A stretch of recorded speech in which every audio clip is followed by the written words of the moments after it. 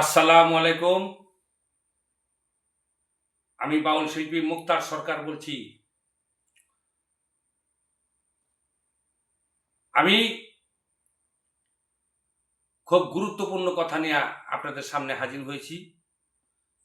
আপনারা আমার এই ভিডিওটা না টেনে মনোযোগ দেওয়ার 2-3 মিনিট কথা একটু শোনেন। সারা বাংলাদেশে যত মাজারপন্থী আছে, আমাদের পীর মাসেকের লোকজনরা আছেন, তরিকাপন্থী ভাই বোনেরা আছেন, সকলকে উদ্দেশ্য করেই আমি কিছু কথা বলতে চাই। এই যে মাজারে, সব মাজারে না, কিছু মাজারে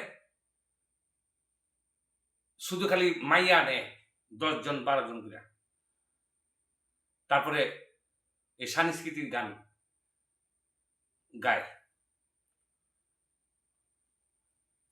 বাংলাদেশে অনেক জেলায় ক্লাব দিয়েছেন। এটি কিসের ক্লাব? বাউল ক্লাব। এই বাউল ক্লাব কিসের? বাউল কোনো ক্লাব থাকে না।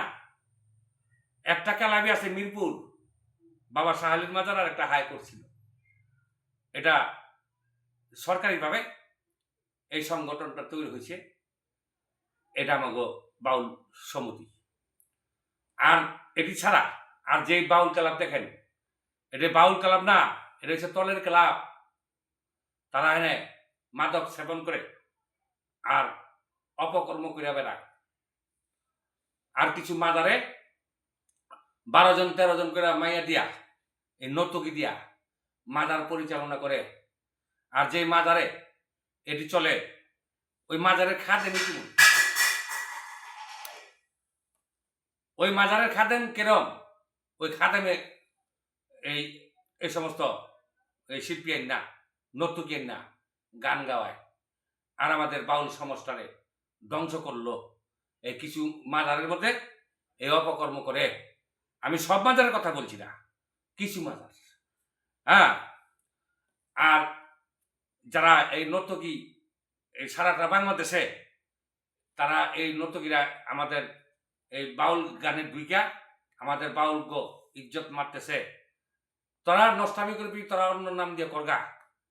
আরো কত জায়গায় আছে, তারা প্রতিতলা খুলেল, বাউল নাম ধারণ করে রাখে। বাউল কি দোষ করছে?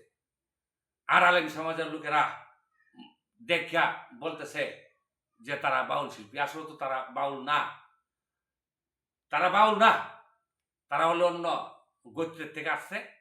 তারা মাদক সেবন করে, মদ গাঁজা খায় আর নষ্টামি করে। আর আমাদের বাউল জগৎটারে যারা পালা গান গায়, শরীয়ত মারফত, হাসর কিয়ামত, যারা ইত্যাদি পালা গায়, এই পালা গানের শিল্পীগো কলঙ্ক করছে। আর আরেক কথা বলি, যারা এই বাংলাদেশে বড় বড় শিল্পী, তারা কিন্তু প্রতিবাদ করে না, তারা কোনো আওগায় আসে না। এটাতে বোঝা গেল তারাই নর্তকী তৈরি করছে। এরা এনে এই কোনো সুবিধা পায়। সুবিধা যদি না পায়, তাহলে এই প্রতিবাদ করে না কেন? আর যদি প্রতিবাদ করে, তাহলে বুঝবো যে না, ঠিক আছে, তারা সৎ। কিন্তু প্রতিবাদ করবো কেমনে? প্রতিবাদ তো করার কোনো লাইন নেই। কেন হেরে হইতে বানিয়েছে এই নষ্টামি মাইয়াগো। তারা ছাইরা দিছে সারা বাংলাদেশে, আর নাশকতা করে বেড়ায়। এখানে সংস্কৃতির নামটা বন্যানি করে, হ্যাঁ, অপকর্ম করে। যদি কোনো প্রমাণ পাই যে তারা এই নর্তকী তৈরি করছে, একদিন আপনাদেরকে আইনের ঘরে যাইতে হবে। একদিন আপনাদেরকে কেউ ছাড়তো না। এই দেশের আলেমরা আপনাদেরকে ছাড়বো না। আলেমরা আছে এই দেশে, বড় বড় বক্তা আছে, মাওলানা সাহেব আছে, তারা কিন্তু এই দেশে উই রাখে নাই। তাদের অধিকার আছে প্রতিবাদ করার, তাদের অধিকার আছে তাদেরকে প্রতিহত করার। আপনারা সপ্তাহে জায়গা উঠেন সারা বাংলার বুকে, এই নষ্টামি যাতে না করতে পারে, মাদক সেবন যাতে না করতে পারে, আর যারা সংস্কৃতির নামদা এরকম বন্যানি যাতে না করতে পারে, হ্যাঁ, ওদিকটা আপনারা সজাগ থাকবেন। আমাদের আলেম সমাজের ভাইরা এবং বোনেরা যারা আছেন, সকলেই যে এলাকার দেখবেন যে এরকম নষ্টামি করে পাঞ্চায়েতের লোকেরা ধইরা এদেরকে লাত্তি উস্তা মাইরা এই এলাকার থেকে সারা করে দিবেন, যাতে নষ্টামি এই মহল্লায় না করতে পারে।